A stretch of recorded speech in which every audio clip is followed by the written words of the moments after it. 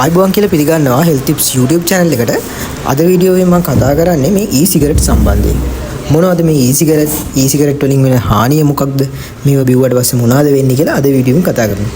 ඉතින් ධූම්පානය ශරීරයට අහිතකරයි වගේම මේ පණිවිඩය සමාජගත වීමත් සමග පුද්ගලයා ඒ වෙනුවෙන් විකල්ප සොයාගෙන දෙනවා. සමහරක් විට සිගරට් වලින් එන ගඳ ඉවත් කිරීම මේ වගේ දේවල් මේ e-cigarette ඊටාම ප්‍රචලිත ඩිවයිස් එකක් වෙනවා මේ දවස්වල.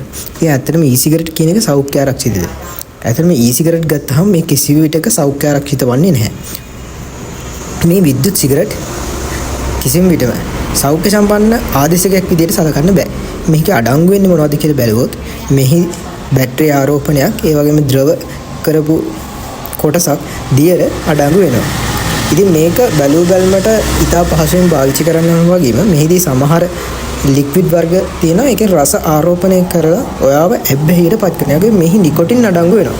ඉතින් නිකොටින් කියන එක ඔයා දන්නවා ගොඩක්ම ඇබ්බැහි වුණොත් මේ නිකොටින් ඇබ්බැහි වීමත් එක්ක ඔබට මේවා දීර්ඝ කාලීනව මේවට හුරු වීමක් දැක ගන්න පුළුවන්. ඉතින් මේ e-cigarette එක ඇතිවන සෞඛ්‍යමය ගැටලු ගත්තාම මේ වගේ තියෙන අන්තරායකාරක සංයෝග නිසා පෙනහළු සහ අනෙක් ඉන්ද්‍රයන්ට හානි සිද්ධ වෙන්න පුළුවන්.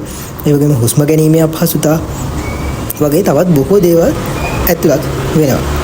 ඒ වගේම කැස්ස, හුස්ම හිරවීම, ඇස්වල වේදනාව, වියලි සම සහ වියලි බව, වේදනාකාරී මුඛය, ඕක්කාරය, වමනය වගේ දේවල් සුලභ රෝග ලක්ෂණ විදිහට දකින්න පුළුවන්. ඒ වගේම ඇදුම වගේ පෙනහළු රෝග ඔයාලට තියෙනවා නම් ඒවා උග්‍ර තත්ත්වයකටපත් වෙන්නත් පුළුවන්.